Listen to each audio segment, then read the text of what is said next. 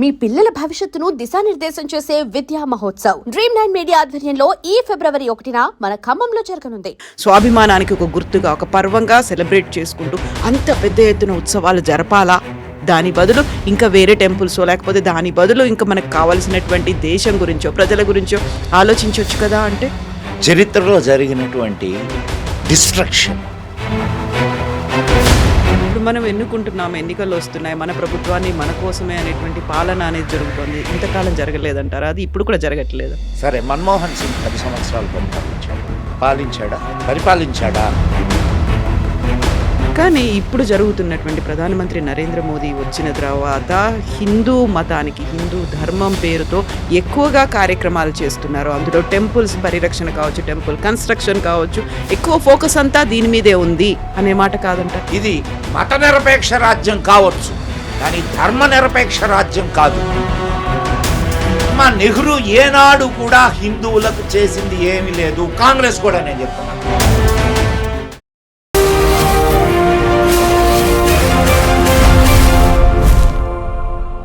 నమస్తే, నేను Kavitha. Welcome to iDream. మనతో పాటుగా ఉన్నారు ప్రముఖ జాతీయవాది మదన్ గుప్తా గారు. నమస్కారం అండి. నమస్తే అమ్మా. ఎలా ఉన్నారు మీరు? నమస్తే. సదావత్సలే మాతృభూమే. మాతృభూమి గురించి మనం మాట్లాడుకుంటున్నప్పుడు స్వాభిమాన్ పర్వ్ అని ఒక సోమనాథ్ దేవాలయానికి అంత పెద్ద ఎత్తున ప్రాముఖ్యత ఇవ్వాల్సిన అవసరం ఏముంది? ఒక 1000 ఏళ్ల క్రితం ద్వాదశ జ్యోతిర్లింగాల్లో మొట్టమొదటి అనుకున్నప్పుడు 1000 ఏళ్ల దాడిని తట్టుకుంది. మన స్వాభిమానానికి ఒక గుర్తుగా, ఒక పర్వంగా సెలబ్రేట్ చేసుకుంటూ అంత పెద్ద ఎత్తున ఉత్సవాలు జరపాలా? దాని బదులు ఇంకా వేరే టెంపుల్స్ లేకపోతే దాని బదులు ఇంకా మనకు కావాల్సినటువంటి దేశం గురించో ప్రజల గురించో ఆలోచించవచ్చు కదా అంటే దిస్ ఇస్ కల్చరల్ రివైవల్. నీకు చరిత్రలో జరిగినటువంటి మానవ హననం, చరిత్రలో జరిగినటువంటి డిస్ట్రక్షన్, వీటిని తెలియకుండా నువ్వు జాతి ముందుకు నడవలేదు.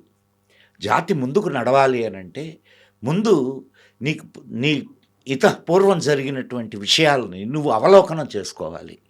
చేసుకున్న తర్వాత మాత్రమే నువ్వు ముందుకు నడవగలవు.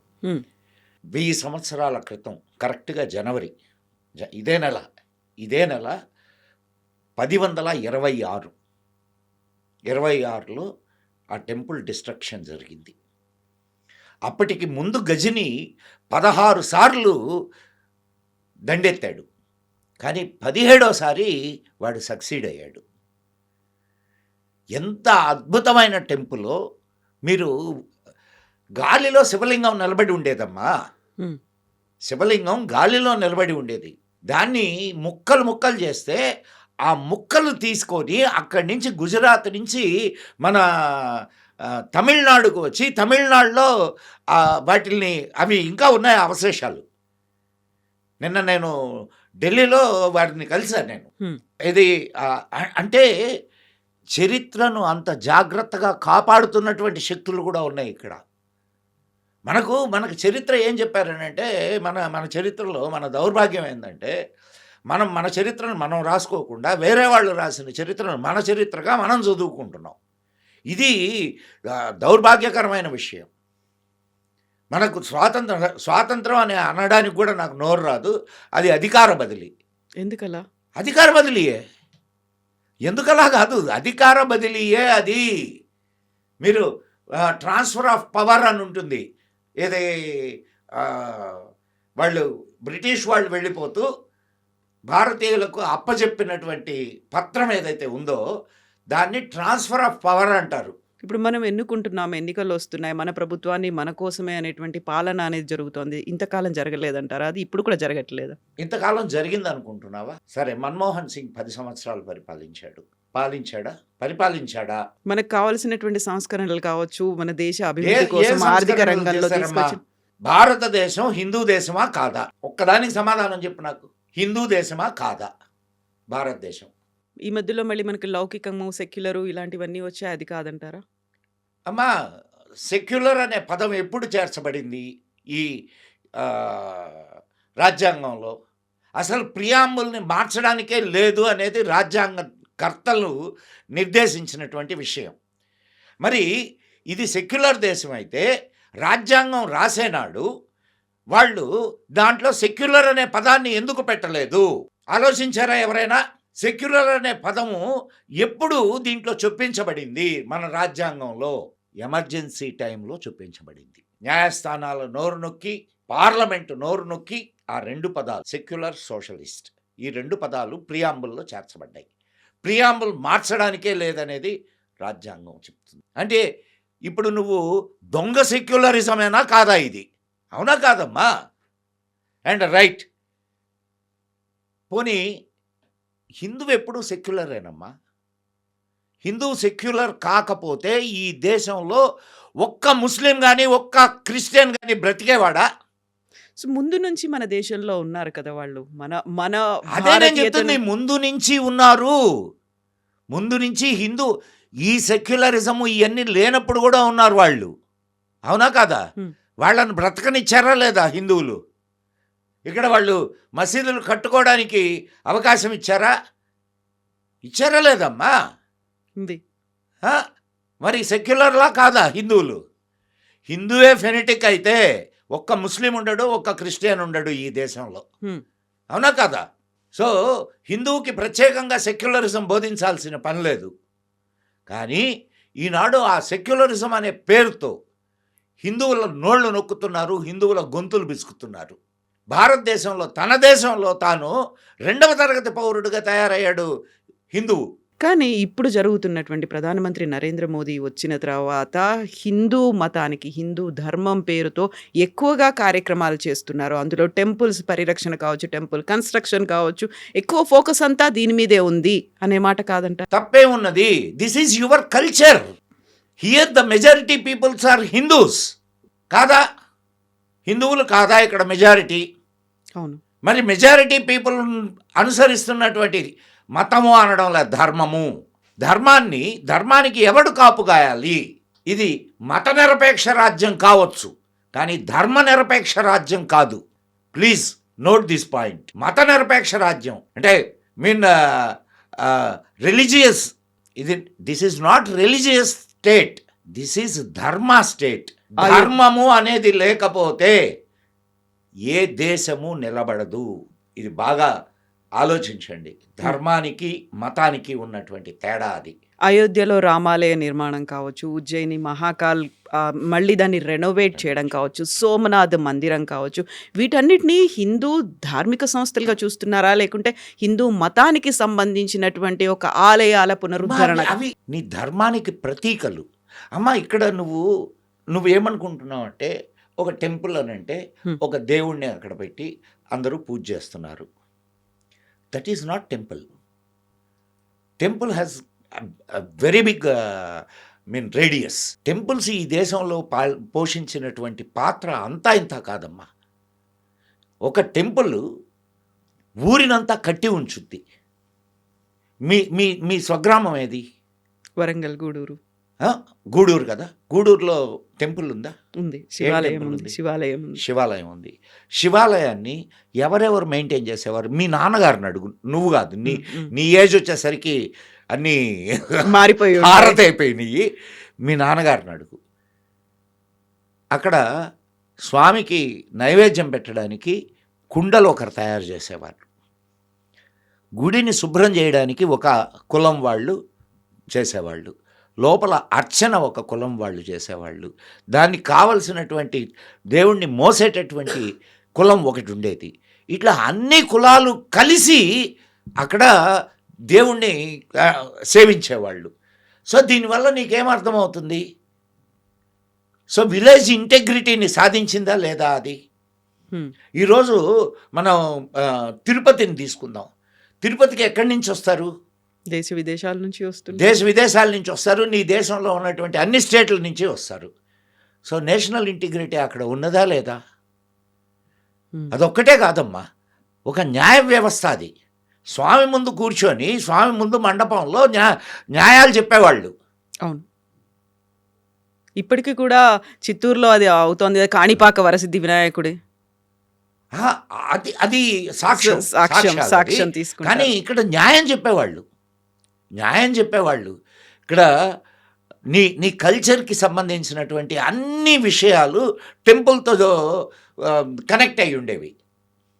అదొక్కటే కాదు, ఒక ఆర్థిక వ్యవస్థ. Temple economy is not a small economy. ఒక టెంపుల్ కొంచెం ప్రసిద్ధి చెందితే ఆ చుట్టుపక్కల గ్రామాలన్నీ కూడా సమృద్ధిగా ఉండేవి. ఎందుకు ఆ చుట్టుపక్కల గ్రామాలు అక్కడ ఏదైనా ప్రోగ్రాం జరిగిందనుకోండి, ఏది టెంపుల్లో, ఆ చుట్టుపక్కల గ్రామాల్లో ఉండేటటువంటి ఉత్పత్తిదారులందరూ తీసుకొని వచ్చి అక్కడ ఉత్పత్తుల్ని అమ్ముకునేవాళ్ళు. అవునా కాదా? మేము ఈనాటికి చూస్తాం. నేను ఐఎమ్ ఫ్రమ్ నెల్లూరు డిస్ట్రిక్ట్, కావలి. నెల్లూరు మా తాతగారి ఊరు. మా బజార్లోనే రంగనాయకుల స్వామి దేవాలయం. తిరునాళ్ళప్పుడు ఎన్ని అంగళ్ళు ఉంటాయి అక్కడ. స్వామి రథాన్ని లాగడానికి కుల మతాలు భేదాలు ఏమన్నా ఉంటాయా అక్కడ? అందరూ లాగుతారు. మరి ఇంటెగ్రిటీని సాధించినట్లా? కాబట్టి temple is a very prominent role played, very prominent role in Indian culture. ఇప్పుడు సోమనాథ్ టెంపుల్ ఒక స్వాభిమాన్ పర్వ్ అని ఒక ఎందుకు చేస్తున్నారు? 1000 సంవత్సరాలు ఇన్ని చెప్పాను కదా ఇందాక చెప్పినటువంటి టెంపుల్ అని అంటే ఏంటి అనేది. దండయాత్రలు కావచ్చు, ఇవన్నీ టెంపుల్ అంటే ఏందో అనేది నీకు అర్థమైంది కదా. మరి ఈ ముస్లిం మోకలు వీటిల్నే ఎందుకు టార్గెట్ చేసినాయి? దానికి 2 కారణాలు. ఒకటి కల్చర్ని డెస్ట్రాయ్ చేయడం, 2 ధనాన్ని దోచుకోవడం. దోపిడీదారులు వాళ్ళు దోపిడీకి వచ్చినటువంటి వాళ్ళు. వాడికి అందము అండ్ దేవుడు. ఇప్పుడు ఒక ఆలయం ఎంత అద్భుతమైనటువంటి శిల్ప ప్రకృతితో ఉంటుంది, అవన్నీ వాడికి అవసరంలే. వాడు ఇక్కడ ఉండే కల్చర్ని డెస్ట్రాయ్ చేయాలా, ఇక్కడ ఉన్నటువంటి ధనాన్ని దోచుకోవాలా. దాన్ని ఆఫ్ఘనిస్తాన్కి తీసుకుపోయారు. అక్కడ ఉండేటటువంటి ద్వారాన్ని 700 ఒంటెల మీద అక్కడ ఉన్నటువంటి సంపదను తీసుకొని పోయారు. మనకు స్వాతంత్రం వచ్చిన తర్వాత మొట్టమొదటి ఏం చేయాలా? జరిగిన విధ్వంసాలు ఏవైతే ఉన్నాయో భారతదేశంలో, ఆ విధ్వంసాలన్నింటినీ సరి చేసుకోవాల్సినటువంటి ఆత్మగౌరవం నీకు, అవన్నీ సరి చేసుకుంటే నీకు ఆత్మగౌరవం ఉంటుందా ఉండదా? నిన్న మొన్నటి దాకా మనం ఢిల్లీలో దాన్ని ఏమని పిలిచాం? ఏది అక్కడ స్టాచ్యూ పెట్టారు కదా, మన సుభాష్ చంద్రబోస్ స్టాచ్యూ. మనం ఒక కొలోనియల్ మైండ్ సెట్కి ఫిక్స్ అయిపోయామమ్మా. ఈ కొలోనియల్ మైండ్ సెట్ వలన మనం ఇంకా బానిస మనస్తత్వంలోనే ఉన్నాం. ఆ బానిస మనస్తత్వాన్ని పోగొట్టి మరలా నీ స్వాభిమానం నీకు రావాలి అని అంటే ఇట్లాంటి స్వాభిమాన్ పర్వులు జరగాల్సిందే. నీకు ఈనాటి వరకు ఏం చెప్పబడింది? అక్బర్ గ్రేట్, ఇంకొకడు గ్రేట్. నిన్ను దోచుకోవడానికి వచ్చి నీ స్త్రీలను చెరచి 1000 సంవత్సరాల కాలంలో ఎంతమంది చంపబడ్డారో తెలుసా నీకు? 1000 సంవత్సరాలు కాదు, కానీ 8 కోట్ల మంది హిందువులు చంపబడ్డారు. ప్రపంచంలో ఎవడైనా దీని గురించి ఆలోచిస్తున్నాడా, మాట్లాడుతున్నాడా? 8 కోట్ల మంది హిందువులు. హిందూ కుష్ పర్వతాలు అని అంటారు. హిందూ కుష్ అంటే హిందువులు ఆనందంగా జీవించే పర్వతం కాదు. కుష్ అంటే చంపడం. హిందువుల రక్తంతో తడిసినటువంటి పర్వతాలు అవి. పైనుంచి కింది దాకా ధారాళంగా పారింది అని అటువంటి మానవ హననం జరిగింది ఇక్కడ. కానీ అవన్నీ కప్పిపెట్టారు. కప్పిపెట్టి మనల్ని దోచుకోవడానికి వచ్చినటువంటి వాళ్ళని హీరోలను చేశారు. రోమిలా థాపర్ కానివ్వండి, ఇర్ఫాన్ హబీబ్ కానివ్వండి. అసలు మనకు స్వాతంత్రం వచ్చిన తర్వాత మొట్టమొదటి విద్యాశాఖ మంత్రి ఎవడు? మౌలానా అబుల్ కలాం ఆజాద్. ఎవడతను? Who is Maulana Abul Kalam Azad? He's an Iranian. He's not at all Indian born. అసలు భారతదేశానికి స్వాతంత్రం ఏ పేరు మీద వచ్చింది? సోమనాథ దేవాలయం మనకు స్వాతంత్రం వచ్చిన తర్వాత కట్టుకోవడానికి ఎన్ని అడ్డంకులు కల్పించాడు నెహ్రూ మహానుభావుడు. నవానగర్ రాజా జామ్ సాహెబ్, ఆయన కే మున్షి అండ్ మన పటేల్జీ వీళ్ళందరూ ఒక కమిటీగా ఏర్పడి దాన్ని పునరుద్ధరించాలి అనుకున్నాడు. అనుకుంటే నెహ్రూ దానికి అడ్డుపడ్డాడు. ఎందుకనంటే దానికంటే ముందు లియాఖత్ అలీ ఖాన్తో ఓ ఒప్పందం జరిగింది. 1951లో దీని నిర్మాణం ఇవన్నీ జరిగినాయి. దానికి ముందు లియాఖత్ అలీ ఖాన్తో ఒప్పందం జరిగింది. ఆ ఒప్పందంలో హిందువులు అక్కడే ఉంటారు, ముస్లింలు ఇక్కడే ఉంటారు. ఇంకా విభజన ఎందుకు? ఎక్కడుండేవాళ్ళు అక్కడుండేదానికి. అందుకే అంబేద్కర్ మహాశయుడు చాలా గొప్పగా చెప్పాడు, ఆఖరి ముస్లిం భారతదేశం వదిలేంత వరకు, ఆఖరి హిందువు భారతదేశానికి వచ్చేంత వరకు విభజన పూర్తయినట్టు కాదని. సో అండ్ ఆనాడు ప్రభుత్వం డబ్బు మాకు అవసరం లేదు, మేము మా ఆలయాన్ని కట్టుకుంటాం, ఇది మా కల్చరల్ రివైవల్ అని చెప్పి వీళ్ళందరూ ఆలయ నిర్మాణాన్ని మొదలుపెట్టారు. నిన్న ఎలాగైతే రామజన్మభూమికి ప్రభుత్వం నుంచి ఏమీ ఆశించకుండా డబ్బులు తీర్థక్షేత్ర ట్రస్ట్ ఒకటే ఏర్పడి డబ్బులు ఎట్లయితే ఇచ్చేసినాయో అట్లనే చేశారు ఆనాడు కూడా. కానీ ఈ దుర్మార్గుడైనటువంటి నెహ్రూ బౌద్ధ క్షేత్రాల అభివృద్ధికి అండ్ ముస్లిం ఈ మసీదుల అభివృద్ధికి ధనాన్ని ఇచ్చాడు. వీడు సెక్యులర్. ఎంత దౌర్భాగ్యం! హిందువు కట్టుకోవడానికి అవకాశం లేదు, వీళ్ళు కట్టుకోవడానికి నువ్వు డబ్బులు ఇస్తావా? అండ్ వీళ్ళు ఏం చేశారు, జామ్ సాహెబ్ వాళ్ళు మొత్తం ప్రపంచంలో ఉండే అనేక దేశాలకి, అయ్యా మన ఎంబసీలు ఉన్నాయి కదా, ఎంబసీలకి లెటర్లు రాశారు. ఏమని? అయ్యా మీ దేశం నుంచి అంత మట్టి, అక్కడ ఉండే నదుల నీళ్లు అని పంపించండి, అంటే స్వామికి అభిషేకం చేయడానికి. దీనివల్ల మనము విశ్వభ్రాతృత్వాన్ని కోరుతున్నాం అనే సంగతి ప్రపంచానికి వెల్లడి చేయడానికి ఈ మాట అడిగారు. అడిగితే పణిక్కర్ అని ఒక ఎదవ ఉన్నాడు, వాడు చైనా ఎంబసీ హెడ్. వాడు నెహ్రూకి లెటర్ రాస్తాడు. ఏమనంటే, చైనాలో నేను ఈ మట్టి నీళ్లు అడిగితే వాళ్ళు ఏమనుకుంటారు, అండ్ ఈ మట్టి నీళ్లు పంపించడానికి అయ్యే ఖర్చు నేను దేంట్లో రాయాలి అని. దానికి ఇక్కడున్నటువంటి మొహమ్మద్ నెహ్రూ ఏమని చెప్తాడయానంటే, మళ్ళా లెటర్ రాస్తాడు. ఇవన్నీ నేను నేను చెప్తున్నాయి కాదు, ఇవన్నీ లెటర్స్ ఉన్నాయి, రికార్డ్స్లో ఉన్నాయి. నేనేం చేయమంటారు? ఎవరు ఒప్పుకోవడం లేదు, నా మాట ఎవరు వినడం లేదు. నేను అప్పటికీ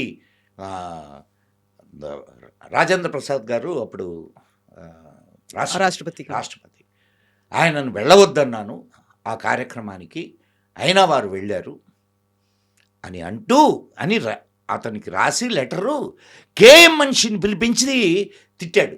ఎందుకనంటే పటేల్ని పిలిచి తిడితే ఇంకొక 4 ఎక్స్ట్రా తిట్లు ఆయన తినాల్సి వస్తుందని. మీరు ఎట్లా రాస్తారు మట్టి నీళ్లు పంపించడం? ఏం మట్టి నీళ్లు పంపించడానికి అది ఒక పెద్ద విషయమా?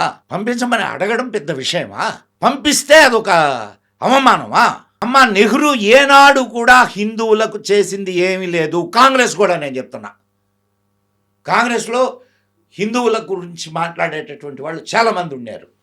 ఇది అర్థం కావట్లేదు ప్రజలకి. ఈ దేశపు కల్చర్ని కాపాడడానికి ఏ ఒక్క నాయకుడు, కాంగ్రెస్ నాయకుడు ప్రయత్నం చేయలేదు. ఒకవేళ కొంచెం ప్రయత్నం చేసినటువంటి లాల్ బహదూర్ శాస్త్రిని ఎంత దారుణంగా చంపారో మీకు తెలుసు. వివాదాస్పదం. అది ఇంకా వివాదాస్పదమనే అంటున్నాం మనం. It was a clear murder. Post mortem చేసిన డాక్టర్ ఫ్యామిలీతో సహా లేపేశారమ్మా. సో ఇక్కడ మళ్ళా సోమనాథ దేవాలయానికి వద్దాం. సోమనాథ దేవాలయం పూర్తయింది. దాని ఇనాగరేషన్ లోపలనే పటేల్ గారు చనిపోయారు. సో ఆ ఇనాగరేషన్కి ఈయన వెళ్తానన్నారు. ఎవరు? మన బాబు రాజేంద్ర ప్రసాద్. నువ్వు వెళ్ళడానికి లేదు అని అంటే నీవు అనడానికి అధికారం నీకు లేదని చెప్పి బాబు రాజేంద్ర ప్రసాద్ గట్టిగా చెప్పారు. నెహ్రూ దీనికి ఏ విధమైనటువంటి ప్రచారం ఇవ్వద్దు అని చెప్పి తన చేతిలో ఉన్నటువంటి ఆల్ ఇండియా రేడియోకి లెటర్ రాశాడు. That was not relayed. అప్పుడు రేడియోనే కదమ్మా, రేడియో పత్రికలు. అంతటి నీచుడమ్మ వాడు. వీధి వీధిన విగ్రహాలు పెట్టుకొని మనం పూజిస్తున్నాము. ఇప్పుడు ఒక దేవాలయాన్ని కట్టడం అది మన స్వాభిమానానికి చిహ్నం అన్నప్పుడు ఆ తర్వాత రివైవల్ తర్వాత ఏ కార్యక్రమాలు చేస్తారు, ఏం చేస్తారు? కేవలం అక్కడికి వెళ్ళి దర్శనాలు చేసుకొని రావడం. ఇది హిందూ ఆత్మవిశ్వాసాన్ని పెంపొందించేటటువంటి కార్యక్రమం. అక్కడ నువ్వు చూసేది ప్రస్తుతం ఉన్న దేవాలయం కాదు. నువ్వు బాగా గుర్తుపెట్టుకోమ్మాయి, ప్రస్తుతం ఉన్న దేవాలయం కాదు, ఆ చరిత్ర, దాని విధ్వంసం, దాని నిర్మాణం వెనుక ఉన్నటువంటి దాష్టీకాలు. ఆ ప్రదేశానికి వెళితే సోమనాథ దేవాలయానికి నేను విజిట్ చేసినప్పుడు ఎంత అంటే ఉద్వేగానికి గురి అయ్యానో నాకు తెలుసు.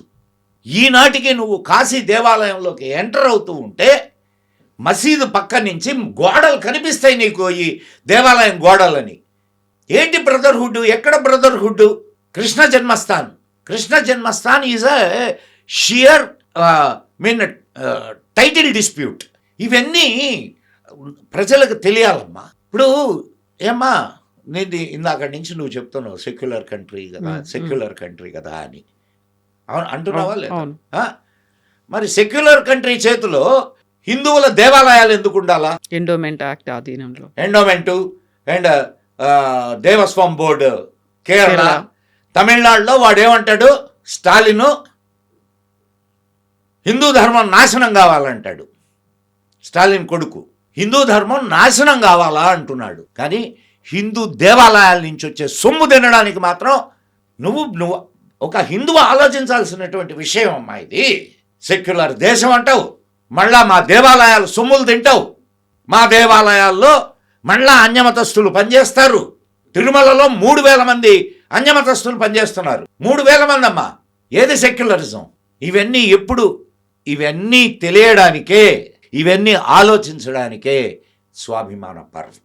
తమ ప్రయోజనాల కోసం, హిందూ ప్రయోజనాల కోసం ఎప్పుడైతే హిందువు బయటకు వచ్చి ఓట్ చేయగలడో అప్పుడు హిందూ ప్రయోజనాలు కాపాడబడతాయి. కాబట్టే ఈ స్వాభిమాన పర్వం. ఎస్ అండి, thank you so much. Thank you.